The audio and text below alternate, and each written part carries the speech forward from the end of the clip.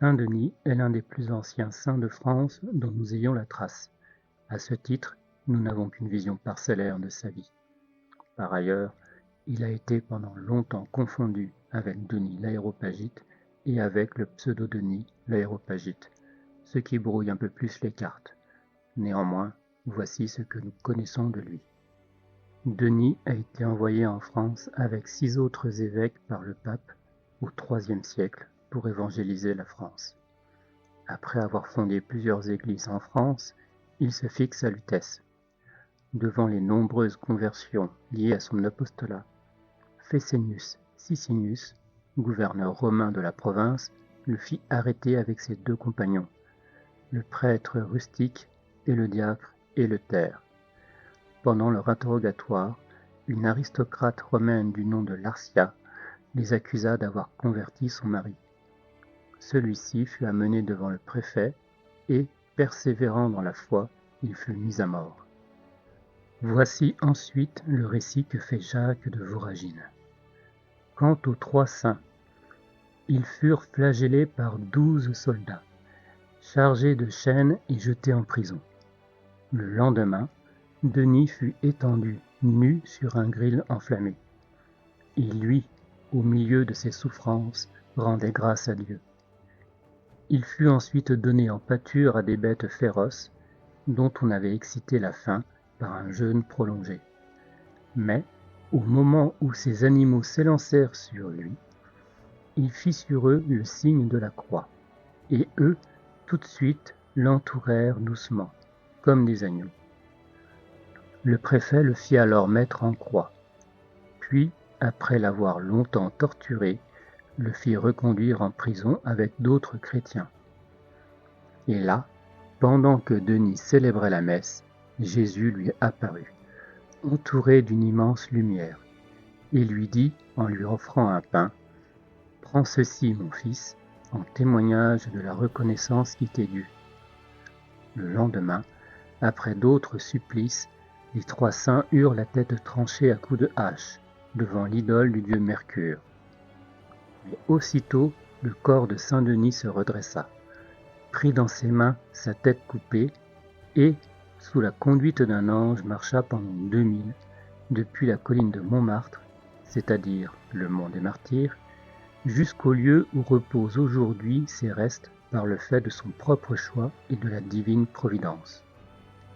Et aussitôt s'éleva dans ce lieu une musique d'anges si harmonieuse que, parmi la foule de ceux qui l'entendirent, la femme du préfet Lisbius, nommée Laërcia, se proclama chrétienne, ce qui lui valut d'être décapitée et de recevoir ainsi le baptême du sang. Le fils de cette femme, nommé Vibius, après avoir servi à Rome sous 3 empereurs, se fit baptiser en revenant à Paris et adopta la vie religieuse. Fin de citation. Les corps furent récupérés et ensevelis par une riche propriétaire romaine et chrétienne du nom de Catula.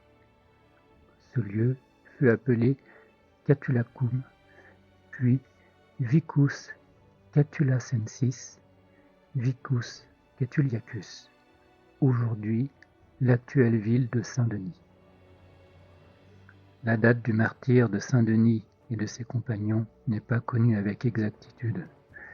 On cite les dates de 250 pendant le règne de l'empereur Dèce, 258 sous la persécution de Valérien, ou encore 270, 272 ou 280. Saint-Denis serait mort à l'âge de 96 ans. Il est considéré comme le premier évêque de Paris. Il est représenté avec sa tête dans ses mains. On le qualifie de saint céphalophore, du grec céphalo, tête, et phore, qui porte. Symboliquement, cela signifie que l'on ne sépare pas la tête du corps, c'est-à-dire qu'on ne sépare pas le Christ de son Église. Le lieu de sépulture devint rapidement un lieu de culte et plusieurs personnes, dont des aristocrates francs, voulurent se faire enterrer à côté des saints. Au Ve siècle, Sainte Geneviève racheta les terres et fit édifier une chapelle entre 450 et 475. La réputation du saint continua à grandir. Ainsi, la première personne royale à se faire enterrer en ce lieu fut la reine Arégonde, épouse de Clotaire Ier et Bru de Clovis, morte entre 573 et 579. Le premier roi des Francs à se faire ensevelir au même endroit fut Dagobert en 639. De nombreux rois et reines firent de même jusqu'au XIXe siècle. Au total, 66 rois et reines de France, 82 princes et princesses et 15 serviteurs de la monarchie française furent inhumés dans l'église qui fut maintes fois remaniée et agrandie. Aujourd'hui, la basilique Saint-Denis abrite encore 70 gisants et tombeaux. L'oriflamme de Saint-Denis fut l'étendard des rois de France de 1124 jusqu'à la fin du Moyen Âge, signe supplémentaire de la dévotion des monarques envers ce saint. Aujourd'hui encore, les pèlerins peuvent se rendre auprès du tombeau en suivant un parcours établi au Moyen Âge. En voici les 7 stations. Première station. Ancienne chapelle Notre-Dame des Champs, 25 rue Henri Barbus, Paris. Dans la cour intérieure se trouvent les vestiges d'une chapelle qui aurait marqué l'emplacement de l'oratoire où Denis et ses compagnons, le rustique et le terre, furent arrêtés. La chapelle se trouve sous un immeuble moderne. On y accède par la cave avec l'autorisation du gardien. Deuxième station. Angle des rues Saint-Jacques et Cujas, Paris. Lieu de l'église Saint-Étienne des Grès, c'est-à-dire le grec. Lieu de sa cathédrale, aujourd'hui détruite. Troisième station. Angle des rues Saint-Jacques et des Écoles, Paris. Église Saint-Benoît-le-Bétourné, église aujourd'hui détruite, lieu d'un sermon sur la Trinité. Quatrième station. Square de l'Archevêché, île de la Cité.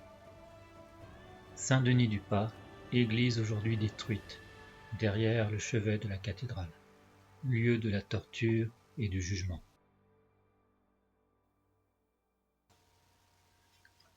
Cinquième station.